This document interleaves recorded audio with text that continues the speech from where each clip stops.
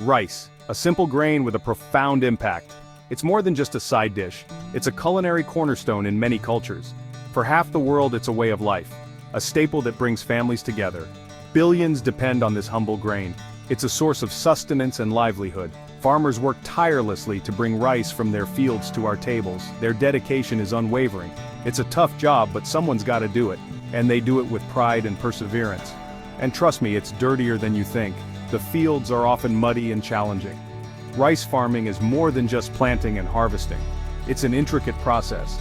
It's about understanding the land, the water, and the delicate balance of nature. Every element plays a crucial role. It's about selecting the right seeds, battling pests, and knowing when the time is right to harvest. Timing is everything. In this guide, we'll get our hands dirty and explore the fascinating world of rice farming. We'll dive deep into each step. From seed to plate, we'll uncover the secrets of this ancient practice. The journey of rice is truly remarkable. We'll learn about the different types of rice, the challenges farmers face, and the rewards of bringing this vital food to the world. Each variety has its own story, so grab your boots and let's get started. There's a lot to discover. It's time to get down and dirty with rice farming. Let's embark on this journey together. Not all rice is created equal. There are thousands of varieties, each with its own personality. Some like it hot, some like it wet, some grow tall, others stay low. Choosing the right rice for your land and climate is crucial for a successful harvest. There are three main types of rice: indica, japonica, and javanica. Indica rice is the most common. It's the long-grain rice we often see in stores. It thrives in warm tropical climates. Japonica rice is shorter and stickier. It's popular in Japan and Korea. It prefers cooler temperatures. Javanica rice is less common. It's grown in Indonesia and parts of Southeast Asia. When choosing a variety, consider your climate, soil type, and water availability. Talk to local farmers. They're the real experts. They can tell you which varieties thrive in your area. Remember, selecting the right rice is the first step to a bountiful harvest. It's about working with nature, not against it. Rice farming is all about water. Rice needs to grow in flooded fields called paddies. Creating these paddies is back-breaking work. First, you gotta plow the land. This breaks up the soil and gets rid of weeds. Then it's time to level the field. This ensures even flooding. Leveling is crucial.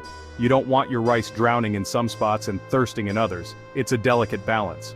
Farmers use lasers and other tools to get it just right. Once the field is level, it's time to build the bunds. These are raised walls of earth that surround the paddy. They hold the water in. Bunds need to be strong and watertight. A leak can spell disaster for your crop. Preparing the land for rice farming is tough, dirty work, but it's the foundation for a successful harvest. It's about transforming a simple field into a fertile rice paddy. Now that the land is ready, it's time to plant. The preparation of the paddy is crucial for a successful harvest. Rice seeds need a little head start before they hit the paddy. This initial step is vital for ensuring strong and healthy growth. Farmers soak them in water for a day or two. This soaking process is essential as it softens the seed coat and accelerates germination. This helps them germinate faster. The seeds begin to sprout, showing tiny roots and shoots ready to be planted.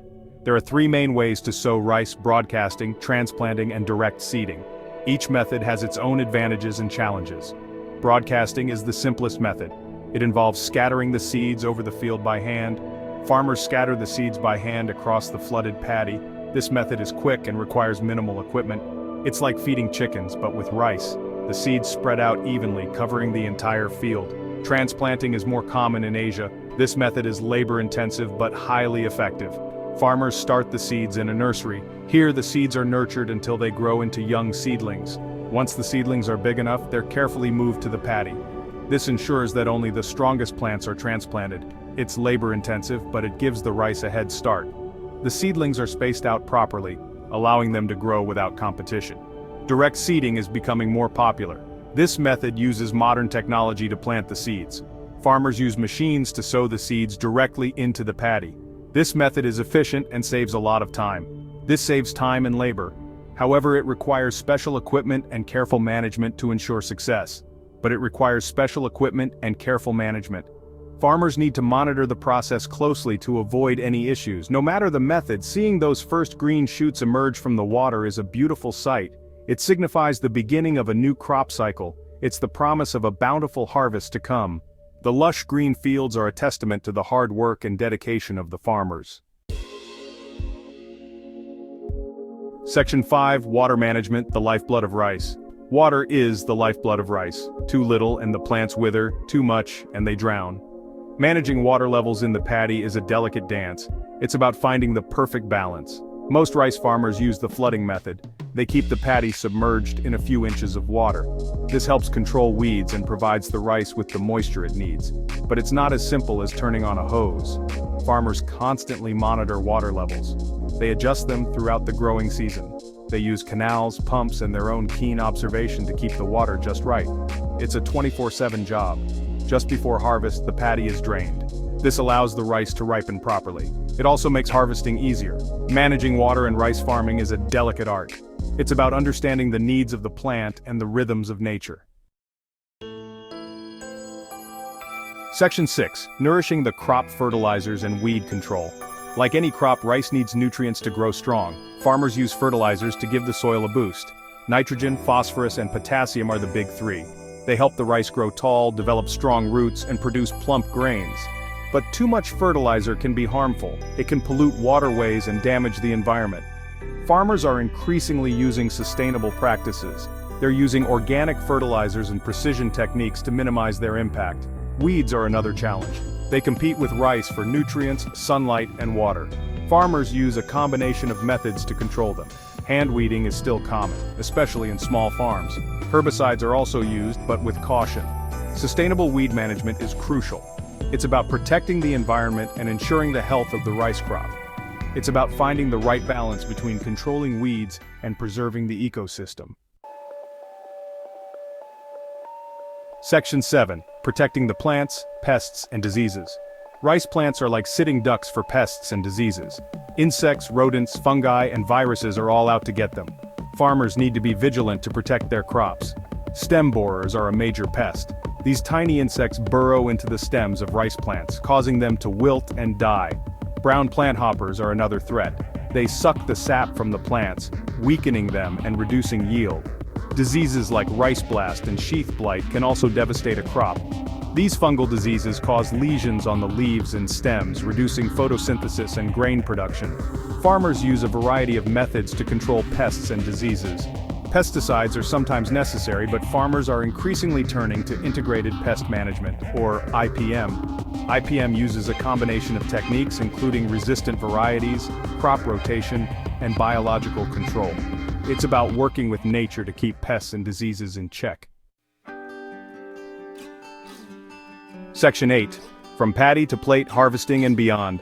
After months of hard work, it's finally harvest time. The anticipation has been building and now the moment has arrived. The once flooded paddy is now a sea of golden rice stalks heavy with grain. Each stalk tells a story of patience and perseverance. The air is filled with the anticipation of a bountiful harvest. Harvesting rice is labor-intensive, requiring both skill and endurance. In many parts of the world, it's still done by hand. This traditional method connects farmers to their land and their heritage. Farmers use sickles to cut the rice stalks. The sickle, a simple yet effective tool, has been used for generations. It's back-breaking work, but there's a rhythm to it. The synchronized movements of the farmers create a harmonious dance, a symphony of swishing blades and rustling stalks. The sound is both soothing and invigorating, a testament to the hard work being done. Once the rice is harvested, it needs to be threshed to separate the grains from the stalks. This process is crucial for preparing the rice for consumption. Then, it's dried to reduce moisture content and prevent spoilage. Drying is an essential step to ensure the rice can be stored for long periods. Milling removes the outer husk, revealing the white rice we eat. This step transforms the raw grain into the familiar staple found in kitchens worldwide. The final step is storage. Proper storage is vital to maintain the quality and safety of the rice. Rice needs to be stored properly to maintain its quality and prevent infestation. Modern storage methods help protect this valuable crop. It's usually stored in silos or warehouses, protected from moisture and pests. These facilities ensure that the rice remains fresh and safe to eat. From the paddy to the plate, rice farming is a journey of hard work, dedication, and respect for nature. Each step in the process is a testament to the farmer's commitment. It's a cycle that sustains billions of people around the world.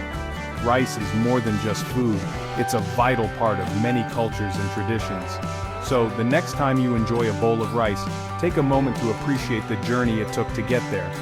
Remember the hands that harvested it, and the care that went into every grain.